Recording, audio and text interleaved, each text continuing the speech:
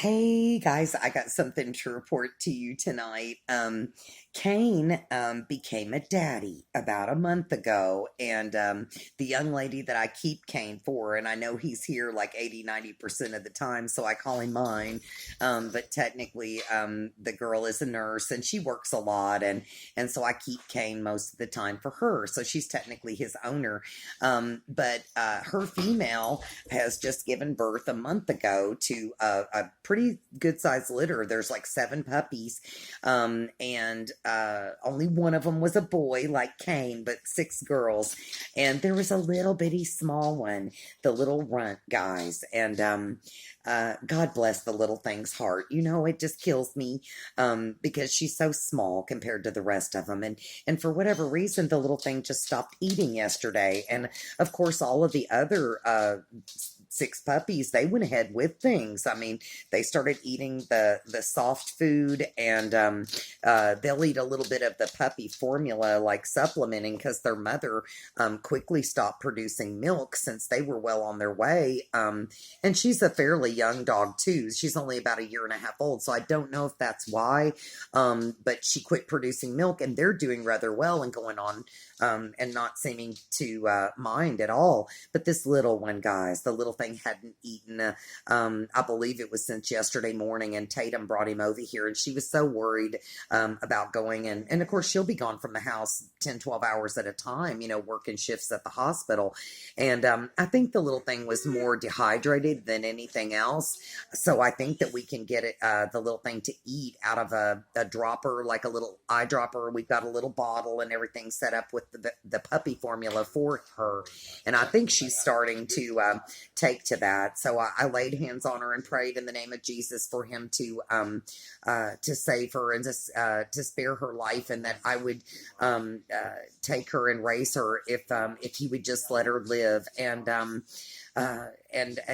guys, it looked pretty bleak whenever Tatum first brought him in the house, or brought the little thing in the house. She wasn't moving. I could barely tell that she was breathing. It really concerned me.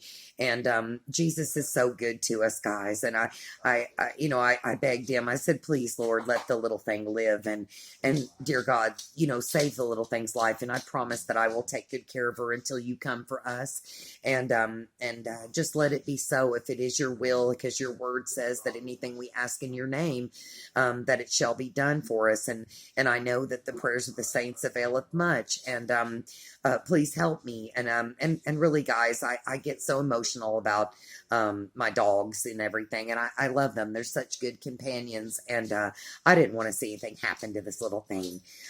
So if you all would, I think my husband wants to call her Ruby, because he said her value would be more than rubies. And which we were just reading that out of Proverbs today. One of my subs had said a woman that that has worth, is like that of greater than rubies, and was quoting from Proverbs. And so we thought it was rather appropriate in this case, and I'm sure you guys will understand. Little Ruby could use a prayer from you guys too. And also, I was thinking about something today. I've been seeing these videos over the last several days of that. It looked like a flock of seagulls, they were trying to say, but I really think it looks more like fallen angels or aliens or something like that over Milwaukee from last week. And I got to thinking about it, and something just struck me in the mind, about it. It was almost like when you get a word from the Lord. And so I paid attention, and I thought to myself, or what I heard was flock of seagulls, because that's what they're trying to say that they are. And I thought, where have I heard that before? And I thought, wow, there was an old 80s rock band back when I was in high school and college called Flock of Seagulls, and they only had 2 or 3 hits. But I got to thinking about that. And so I thought, well, you know what? I'm going to Google that and just see what the name of that song was, because it seemed like they had one hit that was really big, and then pretty much not much else. And what it showed on Google was that there was 3 songs that they did. What they're trying to tell us is a flock of seagulls, which a lot of people, including I saw our sister at God Is Not Dead, and she's got the Supernatural channel, like speaking that we serve a supernatural God. I mean, think about the supernatural wonder of the resurrection of Christ in and of itself. That it's so beautiful. And, but yet at the same time, sometimes things can be demonic as well. And I even heard Richie from Boston saying they look like fallen angels to me instead of a flock of seagulls. He goes, I see them all the time living in Boston, they're at the harbor and the bay. They don't look like that. And, but in either case, the song that they had was called I Ran. And I thought, Iran, they don't like us too much. But anyway, that's something in and of itself. But kind of ominous. But the song is called I Ran. And I Googled the words to it, and it said, a cloud appears above your head. A beam of light comes shining down on you. Shining down on you. The cloud is moving nearer still. Aurora Borealis comes in view. Aurora comes in view. And I ran. I ran so far away. I just ran. I ran all night and day. I couldn't get away. And I thought, indeed. I mean, because, come on, guys. I mean, if you believe these Illuminati card games that they show, a fake alien invasion, and a lot of brothers and sisters have had dreams of such, and I got to thinking, there might be something to that. Flock of Seagulls doing that song back in the 1980s called I Ran. And y'all can Google it too and just look. But then also, I noticed that they had another song, and I just watched a little clip of the video while I was trying to look at what the lyrics actually said. And it was called something like Inner Space Love Song or something like that. And it kind of reminded me of Stone Temple Pilots. They had a song called Interstate Love Song back in... I believe that was in the 90s, but in either case, this is called, I know I wrote it down here, guys, just hang with me a second, Space Age Love Song, and it says, falling in love, and I thought, yeah, just like those things falling from the sky. And they had another song, a third song called Wishing, and it was set on a spaceship, what looked like a spaceship.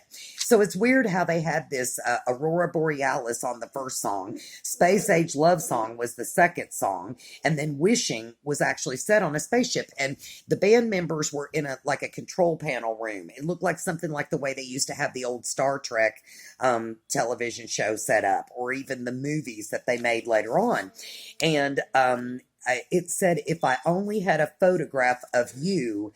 And it showed, believe it or not, in the very beginning of that Space Age Love Song, they showed little seagulls or pigeons looked like sitting up on a building, guys. And it also looked like that there was little comets and things, except they were floating upwards and going in different directions. And this was between the song Space Age Love Song and the song Wishing.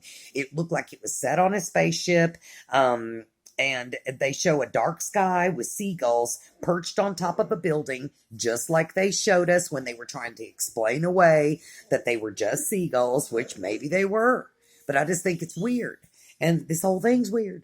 So if anybody gets what I'm trying to say, maybe Google those 3 songs by Flock of Seagulls, because that was the name of the rock band back in the 80s, and see what you think about it, because that was one of the strangest viral videos that we've seen lately, is what looks like aliens swarming around in the sky, or fallen angels, or something that is supernatural, and all of a sudden, even the person on Fox News that morning, I think it was on Channel 6, Fox News Channel 6 up in Milwaukee, had said, what are those, aliens? And I think the guy was serious. And so you never know, guys. I mean, just heads up.